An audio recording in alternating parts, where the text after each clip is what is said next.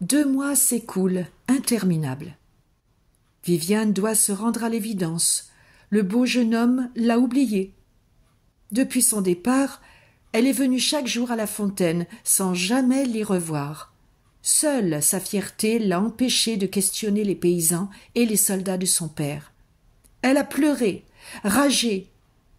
Puis le printemps a cédé la place aux jours glorieux de l'été, et le souvenir de la belle rencontre a commencé à s'estomper. Ce jour-là, la fille de Dionas chevauche vers Barenton l'esprit léger. Elle est toute à la joie de sentir la chaleur du soleil sur sa peau. Elle écoute chanter les oiseaux et a l'impression de presque comprendre leur langage. Peu avant de parvenir à la fontaine, elle dépasse un vieux vagabond qui progresse avec peine, appuyé sur un long bâton torsadé. Sous ses cheveux mêlés de blanc et de gris, il jette à la jeune fille un regard si vif et si amical qu'elle immobilise sa monture. Avec une grande courtoisie, elle propose au vieillard de continuer son chemin à cheval derrière elle. L'homme refuse en souriant.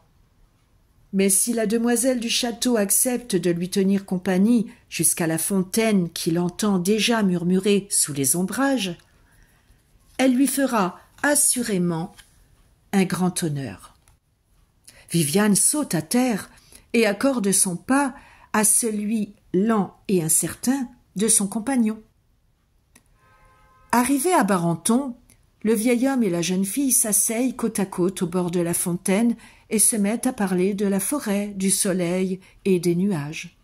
Ce pourrait être une simple conversation entre gens de bonne compagnie, mais à chaque question que lance Viviane, le vieillard répond avec un tel savoir, avec une telle clarté, qu'en 1 heure à peine, elle apprend 1000 secrets que ses maîtres ne lui ont jamais révélés.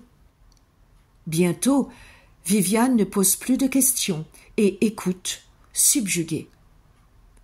Quand elle entend le vieillard évoquer la cour des rois, elle ne peut cacher sa surprise et le vagabond se met à rire. « Ne te fie pas à mes haillons et à mes brodequins usés.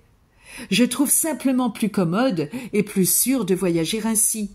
Vois-tu, j'ai le pouvoir de pénétrer l'esprit des gens que je rencontre pour connaître leurs intentions. » Pénétrer l'esprit des gens et connaître leurs intentions. Le vieillard hoche la tête. « Mais c'est impossible. Aucun homme ne possède cette terrible science. » « Ne te fais pas si naïve.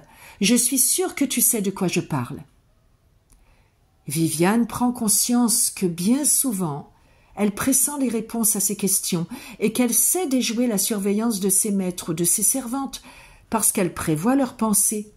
« Ce savoir, tu le possèdes aussi, » insiste le vieillard, sans jamais l'avoir appris. « M'aiderais-tu à aller plus loin dans cette voie ?» Le vieillard ne répond rien, mais se lève, fort prestement pour un homme qui avançait si difficilement quelques heures auparavant. Il rejette ses cheveux en arrière et son visage apparaît alors étrangement jeune dans la lumière déclinante.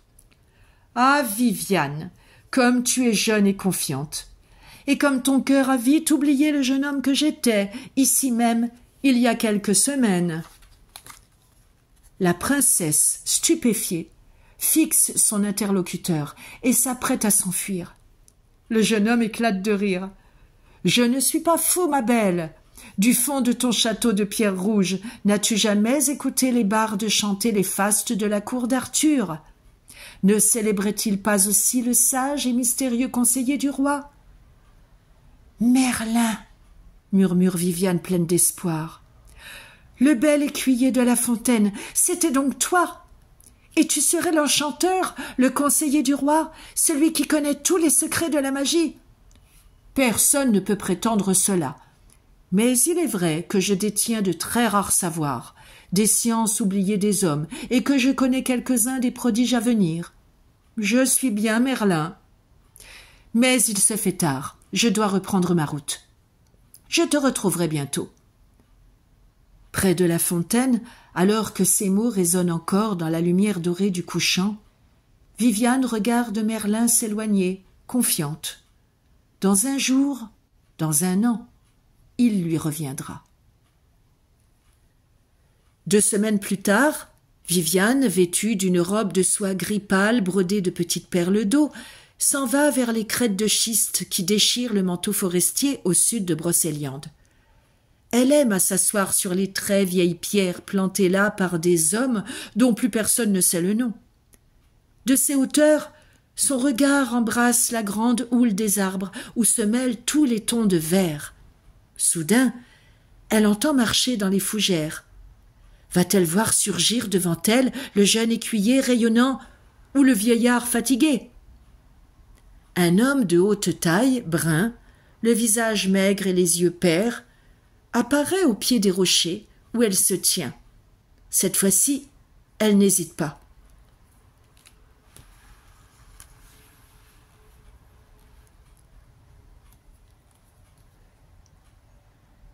Sous combien d'apparences encore te montreras-tu à moi, avant que je ne découvre ton vrai visage?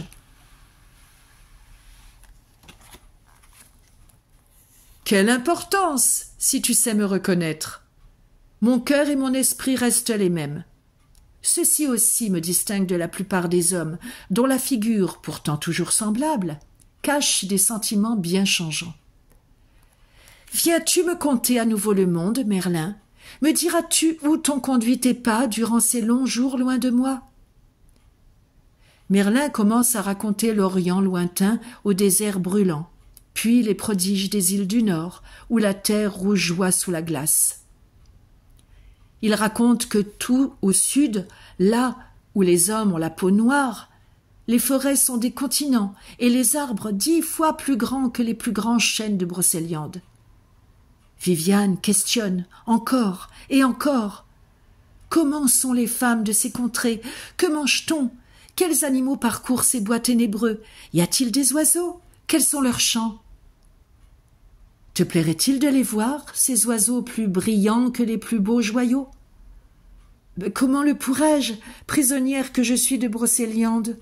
Murmure tristement la jeune fille.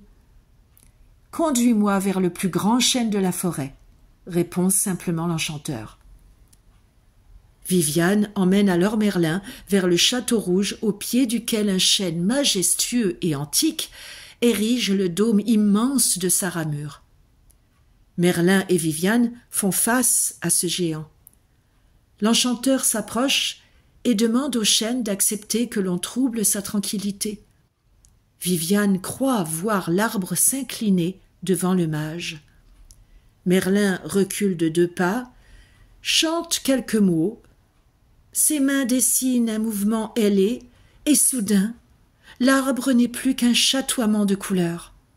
Des milliers d'oiseaux du monde entier sont perchés sur les branches, du minuscule colibri au majestueux paradisier, de l'aigle pêcheur à la sterne arctique. Tous se bousculent, s'envolent, planent autour de Viviane, puis se posent de nouveau sur le grand chêne. L'air résonne de trilles, de sifflements, ça pépille, ça caquette, ça croasse. Tout le jour, Viviane essaie de reconnaître chacun des oiseaux venus ici pour son seul plaisir. Merlin les nomme, lui conte leur histoire, les légendes que les hommes ont inventées à leur sujet. Peu à peu, le soir s'annonce. Une légère vapeur s'élève de la forêt, l'air se trouble, et, devant Viviane désolée, le chêne, à présent, se dresse, dépouillé de ses hôtes chatoyants. La jeune fille se tourne vers Merlin, qui lui chuchote. « Une illusion, ma belle, juste une illusion, pour te faire voir la splendeur du monde. Demain, je te montrerai d'autres enchantements. M'apprendras-tu à faire naître ces merveilles que tu me promets? C'est chose impossible aux humains. Et par ton père, tu es fille des hommes. Mais grâce à ta mère, coule en toi le sang délicat des fées des eaux. La déesse des forêts a souhaité que tu parviennes ignorante à ta 15e année. Tu ne sais donc rien des pouvoirs que tu portes en toi. Aujourd'hui pourtant, le temps de l'ignorance est révolu, et mon grand bonheur sera de te faire devenir ce que tu es.